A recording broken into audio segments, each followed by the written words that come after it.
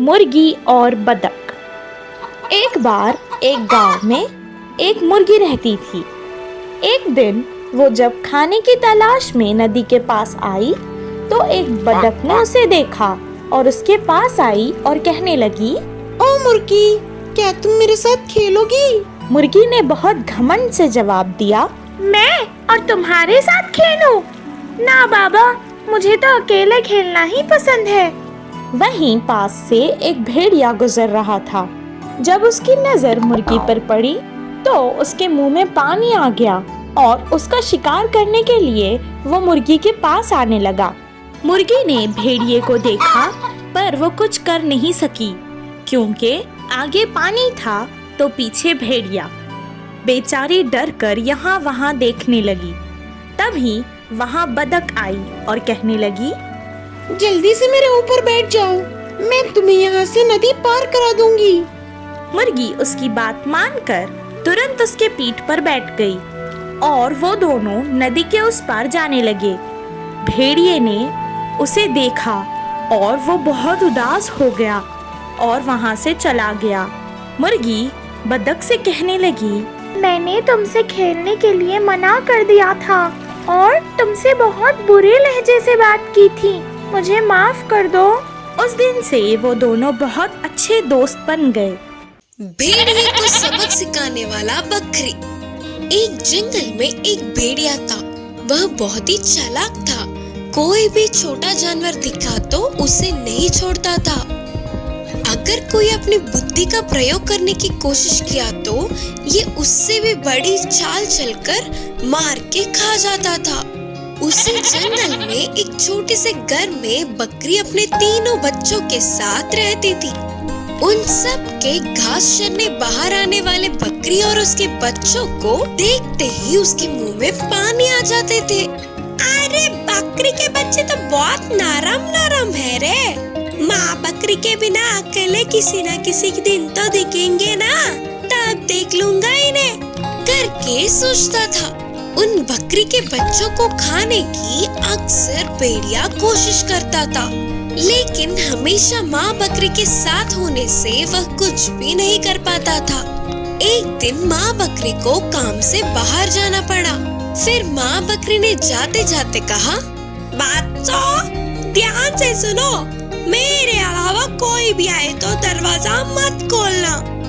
बोलते हुए कुछ सावधानियां बरतने को बताकर चली गई। ये सब कुछ छुपकर भेड़िया देख रहा था। यही अच्छा मौका है रे। माँ बकरी के लौटने से पहले ही किसी भी तरह से बकरी के बच्चों को खाना ही होगा। माँ बकरी के जाने के थोड़ी देर बाद भेड़िया बकरियों के घर जाकर बोला, मैं हूँ बच्चों, तुम्हारी माँ, दरवाजा खोलो बच्चों करके बोला। तो अंदर के बकरी के बच्चों को वह आवाज अपनी माँ की नहीं लगी। तो बच्चों ने कहा, तुम हमारी माँ नहीं हो, हमारी माँ की आवाज ऐसे नहीं होती। तब भेड़िया वहाँ से चला गया। थोड़ी देर बाद दूसरी चाल से फिर से आकर बकरी की आवाज बदलकर बोला, दरवाजा खोलो बच्चों। माँ वापस आ गई करके दरवाजे की छेद से बच्चों ने देखा तो उसके पैर काले रंग में दिखे। बच्चों ने कहा, तुम हमारी माँ नहीं हो, हमारी माँ के तो सफेद पैर होते हैं। तब भेड़िया ने सोचा, अरे क्या रे, ये तो बच्चे करके सोचा तो ये मुझसे ज्यादा चालाक हो रहे हैं।